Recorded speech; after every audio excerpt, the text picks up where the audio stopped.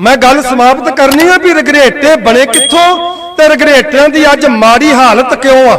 ये गल कह के मैं माफी मांग लांगा, समाप्ति कर देंगे।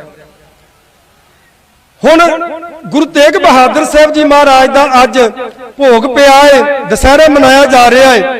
ऐदा संगतां जुड़ियां ने। गुरु गोबिंद सिंह साहब जी महाराज ऐदा तखत ते विराजमान आ ते भाई जैते नूं संबोधन करके सतगुरां कहा, संत जी भाई जैता जी उठो। भाई जैता जी उठे, गल पल्लू पाया, हाथ जोड़े। महाराज कहने लगे, संत जी तुहानू कुछ देन नू जी करदा, गुरु नानक दा दर तुहाडे ते तुठा है, कुछ मंगो। ते भाई जैता जी ने, धन धन बाबा जीवन सिंह जी ने हाथ जोड़े, कहने लगे, पातशाह एडी वड्डी वडियाई बख्श दित्ती हूं जिहड़ा कदी छुप नहीं सकदा, वो मेरा इतिहास रच दिता ही, हुण ते मंगण दी कोई जा रही नहीं है। सतगुरां ने कहा, नहीं तेनू कुछ देना है, तू मंग। ते धन धन बाबा जीवन सिंह जी ने उदों एक अरदास कीती सी। क्यों कीती सी? क्योंकि जो गुरु तेग बहादुर साहब जी बाबे बकाले प्रगट होए ते अमृतसर दर्शन करन गए सी, उदों भाई सदानंद भी नाल सी ते उदों बाबा जीवन सिंह जी भी छोटे जे सी ते नाल सी। जो दर्शन करन गए ते उत्थे सोढियां दा कब्जा सी, जेड़े मेहरवान दी औलाद सी, बाबा पिरथी चंद दी औलाद विचों। उन्होंने दरवाजे बंद कर दिते सी हरमंदर साहब दे, ते सतगुरु बाहर ही बह के थड़े ते आ गए सी। वो कहानी भाई जैता अपने पिता तो सुनते हुंदे सी। ते गुरु गोबिंद सिंह साहब जी महाराज गद्दी ते बराजे सी ते उन्होंने कहा सी, असीं माझे दी धरती ते जाना ही नहीं। ते जदों गुरु साहब जी ने अज भाई जैते नूं कहा, कुछ मंग तेनू देन नूं जी करदा, ते भाई जैता बाबा जीवन सिंह जी ने हाथ जोड़े। जिहड़ी अज असीं अरदास दे विच सरवण करदे आ ना कि अमृतसर दे खुले दर्शन इशनान बख्शो, ये शब्द बाबा जीवन सिंह दे आ, भाई जैता जी दे। गुरु गोबिंद सिंह दे चरनां च अरदास कीती, सतगुरु तुठे जे ते अमृतसर साहब दे खुले दर्शन ते इशनान बख्श दिओ। सतगुरु कहन लगे, भाई जैत्या जा बख्शे तेनू, खुले दर्शन दीदार बख्शे तेनू, जाओ इशनान करके आओ।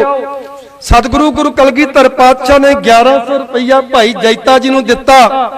कहन लगे, जाओ मेरे वल्लों भी उत्थे कड़ा प्रसादी दे करा के आयो। ते जदों रघरेटियां दी फौज लैके बाबा जीवन सिंह जी अमृतसर आए ना, गुरु के बाग आन के उतारा कीता दल पंथ ने, उथे डेरा लाया। ते उदों फिर जिहड़े पुजारी सी ना, गुरुद्वारे दरबार खुले छड्ड के भज गए। सोढी वेख्या किधर गए पुजारी। दिन चढ़िया, सारी रात उड़ीकिया। जदों दिन चढ़िया ते भाई संगत सिंह जी नूं कहंदे सी पंथ विच संगतिया। ते बाबा जी कहन लगे, भाई संगत जी जाओ पुजारियां नूं बुला के लियाओ, अरदासां कराउणियां ने, नाल देग कराउणी गुरु साहब वल्लों भी।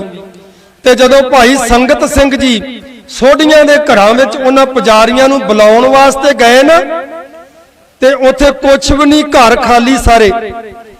जदों उन्हां दे नौकरां चाकरां नूं पुछया भी किधर गए, वो कहंदे जी वो ते रातों रात धन दे गड्डे लद के ते मालवे दी धरती नूं, उदों कहंदे सी जंगल देश मालवा, इनू गुरु नानक देव जी ने आख्या।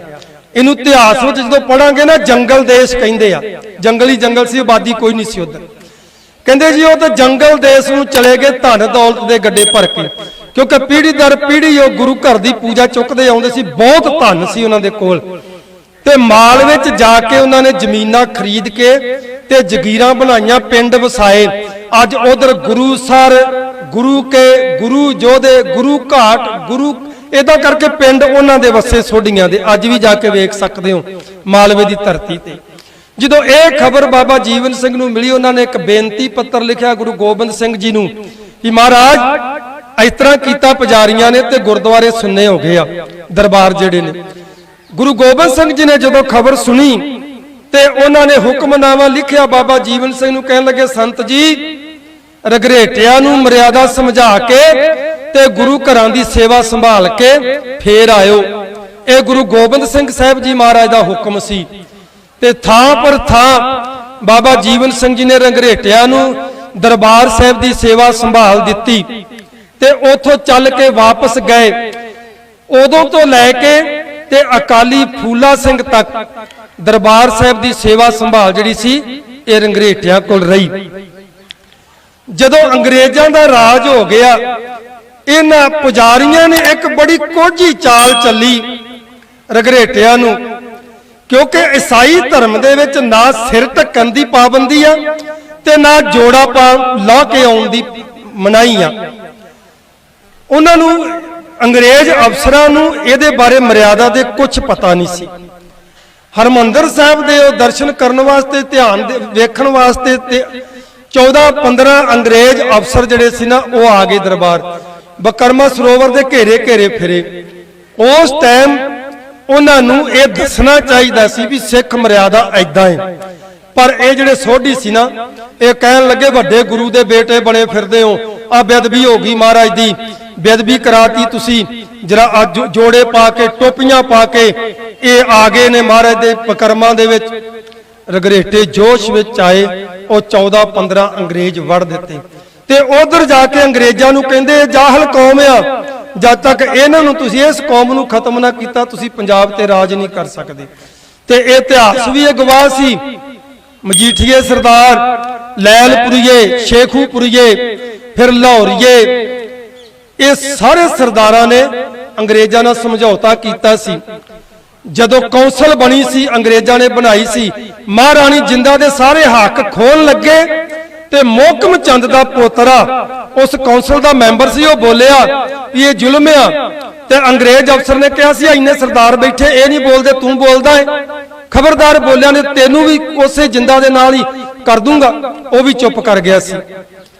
ਤੇ ਉਦੋਂ ਇਹਨਾਂ ਸੋਢੀਆਂ ਨੇ, ਉਦੋਂ ਇੱਕ ਗੁਰੂ ਘਰ ਦਾ ਲਾਲ ਜਿਹੜਾ ਗੁਰੂ ਦਾ ਬੇਟਾ ਸੀ, ਜੱਟ ਸਿੱਖ ਕੌਮ ਦੇ ਵਿੱਚੋਂ, ਜਿਨੇ ਆਪਣਾ ਸਭ ਕੁਝ ਕੁਰਬਾਨ ਕਰ ਦਿੱਤਾ ਇਸ ਸਿੱਖ ਰਾਜ ਨੂੰ ਬਚਾਉਣ ਵਾਸਤੇ, ਉਹ ਸਰਦਾਰ ਅਸਾਮ ਸਿੰਘ ਜੀ ਅਟਾਰੀ ਵਾਲਾ ਸੀ।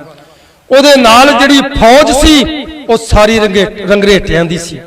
ਉਹ ਲੜੇ ਆਖਰੀ ਦਮ ਤੱਕ ਤੇ ਇਹ ਅੰਗਰੇਜ਼ਾਂ ਨੂੰ ਪਤਾ ਹੀ ਸੀ ਵੀ ਇਹ ਕੌਮ ਅੜੀ ਆ। ਉਹਨੇ ਫਿਰ ਕੀ ਕੀਤਾ, ਜਾ ਕੇ ਸੋਢੀਆਂ ਨੇ ਕਿਹਾ ਇਹ ਕੌਮ ਤੁਹਾਨੂੰ ਰਾਜ ਨਹੀਂ ਕਰਨ ਦੇਗੀ। ਇੱਕ ਅਫਸਰ ਮਾਰ ਦਿੱਤੇ 14-15, ਦੂਜਾ ਉਹਨਾਂ ਨੇ ਜਾ ਕੇ ਇਸ ਕੌਮ ਬਾਰੇ ਭਟਕਾਇਆ। ਅੰਗਰੇਜ਼ਾਂ ਨੇ ਆ ਕੇ ਤੋਫਾਂ ਬੀੜ ਦਿੱਤੀਆਂ, ਕੁਝ ਰੰਗਰੇਟੇ ਤੋਫਾਂ ਦੇ ਅੱਗੇ ਖਿਲਾਰ ਕੇ ਉਡਾ ਦਿੱਤੇ, ਕੁਝ ਰੰਗਰੇਟਿਆਂ ਨੂੰ ਉੱਥੇ ਫਾਂਸੀਆਂ ਦੇ ਕੇ ਮਾਰ ਦਿੱਤਾ। ਤੇ ਉਹ ਗੁਰਦੁਆਰੇ ਦੀ ਸੇਵਾ ਸੰਭਾਲ ਜਿਹੜੀ ਸੀ ਉਹ ਫਿਰ ਉਹਨਾਂ ਮਹੰਤਾਂ ਨੂੰ, ਪੁਜਾਰੀਆਂ ਨੂੰ ਦੇ ਦਿੱਤੀ। ਉਦੋਂ ਰੰਗਰੇਟੇ ਕੌਮ ਦੇ ਮੰਦੇ ਦਿਨ ਆਏ ਨੇ। ਨਾ ਇਹਨਾਂ ਨੂੰ ਕਿਤੇ ਫੌਜ 'ਚ ਨੌਕਰੀ ਮਿਲਦੀ ਸੀ, ਨਾ ਇਹਨਾਂ ਦੇ ਕੋਲ ਗੁਰੂ ਘਰਾਂ ਦੀ ਸੇਵਾ ਸੀ, ਖੇਤੀ ਇਹ ਕਰ ਨਹੀਂ ਸੀ ਸਕਦੇ, ਨਾ ਹੀ ਅੱਜ ਕਰ ਸਕਦੇ ਆ। ਸਰਕਾਰ ਨੇ ਜ਼ਮੀਨਾਂ ਰੰਗਰੇਟਿਆਂ ਨੂੰ ਦਿੱਤੀਆਂ ਸੀ, ਪਰ 100 ਦੇ ਵਿੱਚੋਂ ਕੋਈ 2-4 ਰੰਗਰੇਟੇ ਐਸੇ ਹੋਣਗੇ ਜਿਹੜੇ ਖੇਤੀ ਕਰਦੇ ਆ, ਨਹੀਂ ਤੇ ਸਭ ਜ਼ਮੀਨਾਂ ਵੇਚ ਕੇ ਵਿਹਲੇ ਹੋ ਗਏ। ਲੜਾਈ ਜਿੰਨੀ ਮਰਜ਼ੀ ਕਰਾ ਲਓ ਇਹਨਾਂ ਕੋਲ, ਕਿਉਂਕਿ ਫੌਜੀ ਨੇ, ਲੜਨਾ ਆਉਂਦਾ ਇਹਨਾਂ ਨੂੰ, ਪਰ ਖੇਤੀ ਨਹੀਂ ਕਰ ਸਕਦੇ। ਹੁਣ ਥੋੜਾ ਵਪਾਰ ਵਿੱਚ ਹਿੱਸਾ ਲੈਂਦੇ ਆ, ਪਰ ਇਹਨਾਂ ਦਾ ਇੱਕੋ ਹੀ ਕੰਮ ਸੀ, ਆਦਿ ਕਾਲ ਤੋਂ ਇਹ ਲੜਦੇ ਆ ਰਹੇ ਆ, ਫੌਜੀ ਸਨ। ਤੇ ਇਹਨਾਂ ਦੇ ਮੰਦੇ ਦਿਨ ਉਦੋਂ ਆ ਗਏ ਜਦੋਂ ਫੌਜ ਵਿੱਚ ਵੀ ਨਹੀਂ ਸੀ ਇਹਨਾਂ ਨੂੰ ਰੱਖਦੇ। ਫਿਰ ਸਰਦਾਰ ਹਰੀ ਸਿੰਘ ਨਰੂਆ, ਮਜਬੀ ਸਿੱਖ ਰੰਗਰੇਟਾ, ਗੁਰੂ ਦਾ ਬੇਟਾ, ਉਹਦਾ ਪੁੱਤਰ ਸੀ ਨਰਵੈਰ ਸਿੰਘ। ਜਦੋਂ ਹਰੀ ਸਿੰਘ ਨਰੂਏ ਨੂੰ ਸ਼ਹੀਦ ਹੋ ਗਿਆ ਤੇ ਉਹਦੀ ਸਾਰੀ ਪ੍ਰਾਪਰਟੀ ਜ਼ਬਤ ਕਰ ਲਈ ਮਹਾਰਾਜਾ ਰਣਜੀਤ ਸਿੰਘ ਨੇ। ਤੇ ਉਹ ਦਰਬਾਰ 'ਚ ਪੇਸ਼ ਹੋਇਆ ਦੋਵੇਂ ਮਾਵਾਂ ਨੂੰ ਲੈ ਕੇ, ਦੋਵੇਂ ਭੈਣਾਂ ਨੂੰ ਆਪਣੀਆਂ ਨੂੰ ਲੈ ਕੇ, ਵੀ ਤੁਹਾਡੇ ਵਾਸਤੇ ਸਾਡੇ ਪਿਤਾ ਨੇ ਇਸ ਪੰਜਾਬ ਵਾਸਤੇ ਇੰਨੀ ਘਾਲਣਾ ਘਾਲੀ ਤੇ ਅੱਜ ਤੁਸੀਂ ਸਭ ਕੁਝ ਖੋ ਲਿਆ। ਮਹਾਰਾਜਾ ਰਣਜੀਤ ਸਿੰਘ ਕਹਿਣ ਲੱਗੇ ਵੀ ਉਹ ਸਾਡਾ ਮੁਲਾਜ਼ਮ ਸੀ, ਉਹ ਸੇਵਾ ਕਰਦਾ ਸੀ ਖਾਲਸੇ ਰਾਜ ਦੀ, ਉਹਨੂੰ ਸਗਾਤਾਂ ਮਿਲੀਆਂ ਸੀ, ਤੁਸੀਂ ਕਰੋਗੇ ਤੁਹਾਨੂੰ ਵੀ ਮਿਲਣਗੀਆਂ। ਤੇ ਫਿਰ ਸਰਦਾਰ ਨਰਵੈਰ ਸਿੰਘ ਕਹਿਣ ਲੱਗੇ ਵੀ ਉਹਨਾਂ ਦਾ ਜਿਹੜਾ ਆਪਣਾ ਪਰਸਨਲ ਪੈਸਾ ਸੀ 3 ਲੱਖ, ਉਹ ਮਹਾਰਾਜਾ ਰਣਜੀਤ ਸਿੰਘ ਦੇ ਬੈਂਕ ਵਿੱਚ ਜਮ੍ਹਾਂ ਸੀ, ਉਹ ਮੰਗਿਆ। ਕਹਿਣ ਲੱਗੇ ਉਹ ਹੀ ਦੇ ਦਿਓ। ਕਹਿਣ ਲੱਗੇ ਵੀ ਉਹ ਵੀ ਸਰਕਾਰੀ ਪੈਸਾ ਜ਼ਬਤ ਹੋ ਗਿਆ ਹੈ, ਤੁਸੀਂ ਨੌਕਰੀ ਕਰੋ ਤੁਹਾਨੂੰ ਵੀ ਮਿਲੇਗਾ। ਉਸ ਵਕਤ ਸਰਦਾਰ ਨਰਵੈਰ ਸਿੰਘ ਨੇ ਕਹਿਤਾ ਸੀ ਅਸੀਂ ਤੇਰੀ ਨੌਕਰੀ ਨਹੀਂ ਕਰਨੀ, ਅਸੀਂ ਇਹੋ ਜੀ ਨੌਕਰੀ ਤੇ ਥੁੱਕਦੇ ਆ। ਸਾਡੇ ਪਿਤਾ ਨੇ ਕੀ ਕੁਛ ਨਹੀਂ ਕੀਤਾ, ਉਹਦੇ ਪਰਿਵਾਰ ਨਾਲ ਮਗਰੋਂ ਆਹ ਹਾਲਤ ਕੀਤੀ ਤੇ ਸਾਡੇ ਨਾਲ ਕੀ ਕਰੋਗੇ। ਅਸੀਂ ਨਹੀਂ ਕਰਨੀ ਤੇਰੀ ਨੌਕਰੀ। ਪੜਿਆ ਲਿਖਿਆ ਉਹ ਭਾਈ ਨਰਵੈਰ ਸਿੰਘ ਸੀ। ਲੁਧਿਆਣੇ ਜਾ ਕੇ ਅੰਗਰੇਜ਼ ਸਰਕਾਰ ਦੇ ਕੋਲ ਉਹਨੇ ਦੱਸਿਆ ਕਿ ਮੈਂ ਸਰਦਾਰ ਹਰੀ ਸਿੰਘ ਨਰਵੇ ਦਾ ਪੁੱਤਰ ਆ। ਅੰਗਰੇਜ਼ ਸਰਕਾਰ ਨੇ ਉਹਨੂੰ ਕਮਿਸ਼ਨਰ ਲਾਤਾ। ਜਦੋਂ ਇਸ ਕੌਮ ਦੇ ਨਾਲ ਅੰਗਰੇਜ਼ ਕੌਮ ਬੜਾ ਧੱਕਾ ਕਰਦੀ ਪਈ ਸੀ ਨਾ, ਉਦੋਂ ਸਰਦਾਰ ਨਰਵੈਰ ਸਿੰਘ ਨੇ ਜਨਰਲ ਅਖਤਰ ਲੋਨੀ ਨੂੰ ਇਹ ਗੱਲ ਕਹੀ ਸੀ ਵੀ ਇਹ ਜਿਹੜੇ ਰਗਰੇਟੇ ਆ ਨਾ, ਇਹ ਜਾਹਲ ਕੌਮ ਨਹੀਂ ਹੈ, ਇਹ ਬੜੀ ਵਫਾਦਾਰ ਕੌਮ ਆ। ਇਹਨਾਂ ਦੇ ਸਿਰ ਤੇ ਕਦੀ ਹੱਥ ਰੱਖ ਕੇ ਵੇਖ, ਇਹਨਾਂ ਨੂੰ ਕਦੀ ਜੱਫੀ ਪਾ ਕੇ ਪਿਆਰ ਕਰਕੇ ਵੇਖ, ਇਹਨਾਂ ਦੇ ਇੱਕ ਇੱਕ ਕਤਰੇ ਦੇ ਵਿੱਚ ਵਫਾਦਾਰੀ ਭਰੀ ਹੋਈ ਆ। ਤੂੰ ਇਹਨਾਂ ਨੂੰ ਫੌਜ 'ਚ ਭਰਤੀ ਕਰ। ਹਰੀ ਸਿੰਘ ਨਰਵਾ ਸੀ, ਜਿੱਥੋਂ ਤੱਕ ਹੱਦਾਂ ਬਣਾਈਆਂ ਸੀ ਉਹਨੇ, ਅੱਜ ਵੀ ਤੇਰੀਆਂ ਹੱਦਾਂ ਦੀ ਰਾਖੀ ਕਰਨਗੇ। ਉਸ ਟਾਈਮ ਸਰਦਾਰ ਨਰਵੈਰ ਸਿੰਘ ਦੀ ਸਿਫਾਰਿਸ਼ ਤੇ ਗੌਰ ਕੀਤਾ ਅੰਗਰੇਜ਼ ਸਰਕਾਰ ਨੇ ਤੇ ਇਹਨਾਂ ਨੂੰ ਰਗਰੇਟਿਆਂ ਨੂੰ ਫੌਜ ਵਿੱਚ ਭਰਤੀ ਕੀਤਾ ਤੇ ਉਸ ਫੌਜ ਦਾ ਕੰਪਨੀ ਦਾ ਨਾਮ ਰੱਖਿਆ ਸਿੱਖ ਲਾਈ ਪਲਟਨ। ਉਹਦੀਆਂ ਸਾਰੀਆਂ ਰਹਿਤਾਂ ਬਹਿਤਾਂ ਨੂੰ ਬਰਕਰਾਰ ਰੱਖਿਆ।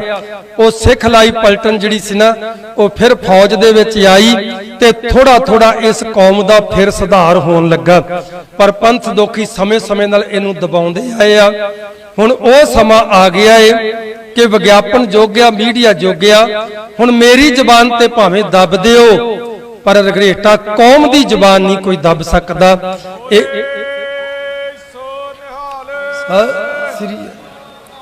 ਰਗਰੇਟਾ ਕੌਮ ਸਤਿ ਸ੍ਰੀ ਅਕਾਲ, ਸਤਿ ਸ੍ਰੀ ਅਕਾਲ।